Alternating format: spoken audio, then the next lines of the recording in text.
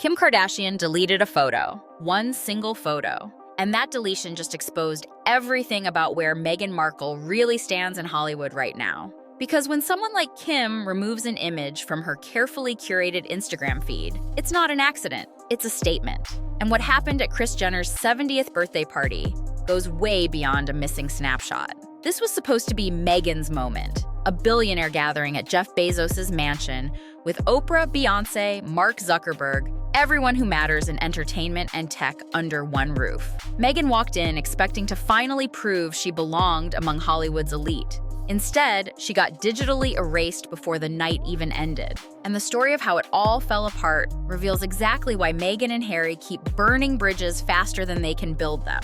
Let's start with what actually went down that night, because the details matter. Kris Jenner's 70th wasn't your typical celebrity birthday bash. This was a James Bond-themed extravaganza with a guest list worth trillions of dollars. Jeff Bezos, Bill Gates, Tyler Perry, Mariah Carey, the kind of room where billion-dollar deals get made over champagne. The Kardashians had arranged exclusive magazine coverage, hired top paparazzi for controlled shots of arriving guests, and had strict rules. No personal cameras, no selfies, nothing. Because for the Kardashian empire, every image is a business asset. Meghan and Harry did receive an invitation, but here's something interesting. Not a single Kardashian daughter follows Meghan on social media. Only Kris Jenner does. And even that feels more strategic than personal. When you look at the dynamics, these weren't friends getting together. This was networking territory. According to guests who were there, Meghan arrived with the kind of confidence you see in someone who assumes the cameras will follow wherever she goes. She expected attention, probably envisioned this becoming a major moment for reestablishing her Hollywood credentials. Harry, meanwhile, looked like he'd rather be anywhere else. Multiple reports claim he was moving through the crowd, handing out business cards. Picture that. A former prince working a room like it's a networking mixer. And then there were the paparazzi. They didn't show up at the beginning of the party when other A-listers arrived. They appeared exactly when Meghan got there, cameras everywhere, catching her arrival and everyone who came after. The timing raised eyebrows immediately. Kris's exclusive magazine deal was suddenly compromised because unauthorized photos were flooding social media. The carefully controlled narrative she'd orchestrated was slipping away. When Kris initially posted party coverage on Instagram, she shared the decor, the atmosphere, and photos of various guests, but nothing of Harry and Meghan. Not a single shot. And Meghan noticed. Being excluded from the social media coverage wasn't just disappointing. It sent a very specific message to anyone watching. They didn't matter enough to feature. So allegedly, through her agency WME, Meghan pushed back. Pressure was applied. And eventually, Kris gave in. A photo went up showing Meghan and Harry at the entrance, greeting Kris. For a few hours, Meghan had what she wanted. Proof she'd been there, proof she was still orbiting Hollywood's inner circle. But then reality crashed in from an entirely different direction. While Harry was at this celebrity party in Los Angeles, something else was happening across the Atlantic. November 11th, Remembrance Day, one of the most sacred days in Britain, when the nation honors fallen soldiers and veterans. Harry, who served in Afghanistan, who built his entire post-royal brand around supporting military families through Invictus Games, was at a Kardashian birthday party. Instead of acknowledging the day publicly, the British public and media noticed immediately. Photos of Harry smiling at a Hollywood bash, while the UK observed 2 minutes of silence, spread like wildfire. The optics were devastating. Veterans groups expressed disappointment. Social media erupted with criticism. And suddenly, this wasn't just bad publicity. This was hitting the one part of Harry's reputation that still held credibility: his military service and veteran advocacy. That's reportedly when Harry made the call to Kris Jenner. Get the photos down, remove them, now. Here's where it gets complicated. Everyone who attended that party signed image release agreements. They agreed their photos could be used for promotional purposes because this event wasn't just a birthday party. It was a business opportunity for Kris. She'd sold rights to those images. Guests knew it when they signed in, but Harry wanted an exception. He demanded the photos be removed anyway. And Kris Jenner, possibly not wanting the drama or maybe understanding his panic about the Remembrance Day backlash, complied. Within hours, the photos disappeared from her Instagram, from Kim Kardashian's account, gone.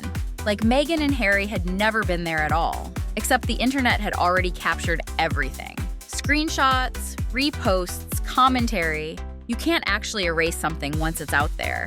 You just make it look like you're trying to hide something, which often makes things worse. Now, Kim Kardashian is not someone who deletes posts casually. Her Instagram is worth millions. Every image is calculated for brand alignment, aesthetic consistency, maximum engagement. When she removes something, there's always a reason. And deleting that photo of Meghan sent a clear message to everyone watching. This association wasn't beneficial. It didn't fit the brand. Meghan standing next to Kim apparently didn't add value. It created complications. According to people who were at the party, the vibe around Meghan and Harry was noticeably awkward. Guests were politely avoiding them. No one wanted extended conversations. No one was angling for photos together. These are people who get approached constantly by those seeking connections, investments, opportunities. They've developed radar for desperation. And when someone is trying too hard, pushing too aggressively, they know how to handle it with polite distance. Beyoncé reportedly kept her distance. Mark Zuckerberg barely acknowledged them, which is particularly interesting considering Harry has publicly criticized Facebook's impact on mental health and misinformation. Bill Gates was there too, another person Harry has spoken against on various issues. Yet suddenly they're in the same room trying to network. The contradiction was obvious to everyone present. The guest list Harry was trying to work included the same people he'd criticized from his platform. No principles, just opportunity. And in a room full of people who built their empires on authenticity and brand consistency, that kind of hypocrisy stands out. Reports suggest Harry and Meghan stayed for maybe 10 minutes, just long enough for Meghan to scan the room, realize she wasn't the main character of the story, and make an exit. For someone who expected a triumphant appearance, it must have been a harsh reality check. The Hollywood elite weren't rolling out the red carpet. They were giving polite nods and moving on to more interesting conversations. What's revealing is the pattern here. This isn't the first time Harry and Meghan have done this exact dance. When the late Queen invited them to Sandringham for summer with baby Archie, Meghan declined. The excuse was that flying with a baby was too difficult. The distance was too far. But weeks later, she hopped on Elton John's private jet to Ibiza. Apparently, that distance was manageable. Christmas invitations from the royal family declined. Multiple opportunities to spend time with Harry's grandmother before she passed? Not a priority. But a Kardashian party? Absolutely essential. The hierarchy is crystal clear. Business opportunities and Hollywood connections rank above family. Always. Meghan's defenders came out after the party claiming it would have been rude to decline the invitation, that showing up was the polite thing to do. But if declining invitations is so terrible, what about all those declined royal invitations? The logic only applies when it serves their interests. Let's talk about Meghan's Remembrance Day poppy, or rather, the absence of one. She showed up to the party without wearing the red poppy that symbolizes honoring fallen soldiers. When questioned, sources said she couldn't find one in America. But Harry had gotten a poppy when he was in Canada just days before the party. Did he not think to get one for his wife? Or did she choose not to wear it? Either way, the message it sent to military communities was clear, and it wasn't good. The bigger picture here is that this party represents everything that's gone wrong with Harry and Meghan's Hollywood strategy. They've burned through almost every major opportunity they've been given. Spotify dropped them after they failed to deliver content. That deal was worth millions, and they couldn't make it work. Their Netflix content hasn't hit the numbers the streaming service expected. They've gone from being offered massive deals when they first left the royal family to doing cameo appearances. The trajectory is moving in the wrong direction. Think about where they were 3 years ago. Every major player in entertainment wanted a piece of the royal rebels. They could have written their own ticket. Instead, they've managed to alienate almost everyone who extended an opportunity. The royal family bridge isn't just burned, it's obliterated. They accused the family of racism, claimed neglect, aired private conversations to Oprah, and in Harry's memoir. They torched relationships with the most influential royal family in the world. For what? Brief headlines and temporary attention? The trade-off never made strategic sense. Unless you understand, they don't think long-term. It's always about immediate attention, the immediate payday, the next headline. And now they're adding the Kardashians to the list of strained relationships. Kris Jenner is not someone you want as an adversary in Hollywood.